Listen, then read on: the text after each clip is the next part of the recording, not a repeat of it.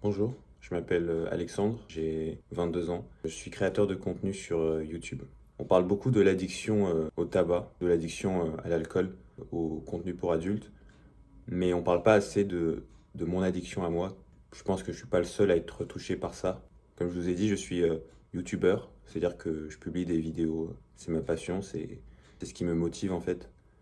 J'ai une addiction à YouTube Studio.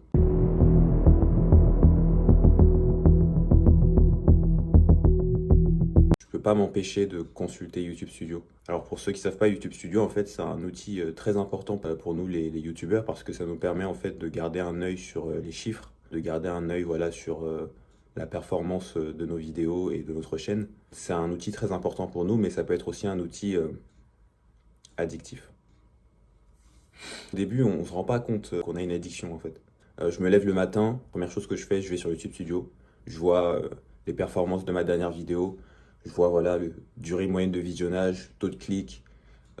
Enfin, j'ai besoin de chiffres.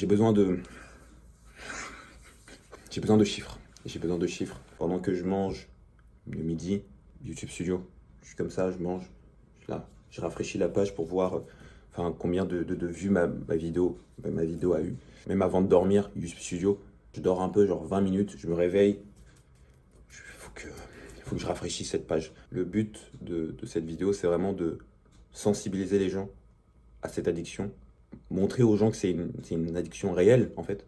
Parce que je pense que pour combattre une addiction, pour combattre un fléau de société, parce que c'est un fléau de société qui touche énormément de créateurs de contenu, je pense qu'il faut d'abord reconnaître. Et je veux que les autorités publiques, le gouvernement, l'État, reconnaissent ce problème, reconnaissent ce fléau. Je veux que le gouvernement fasse des campagnes de pub sur ça, comme le gouvernement en fait pour le tabac, l'alcool.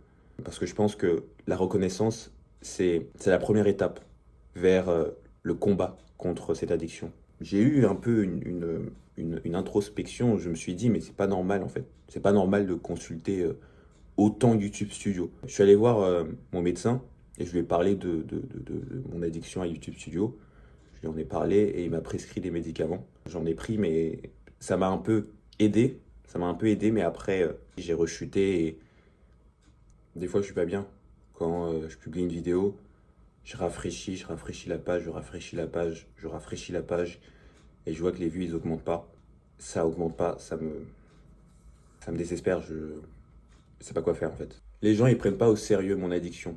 Enfin, des fois, je dis aux gens que je suis addict à YouTube Studio et ils se moquent de moi, quoi. Ils me disent, bah, désinstalle l'appli. Mais c'est pas aussi drôle. C'est pas aussi simple, en fait. C'est beaucoup plus compliqué que ça.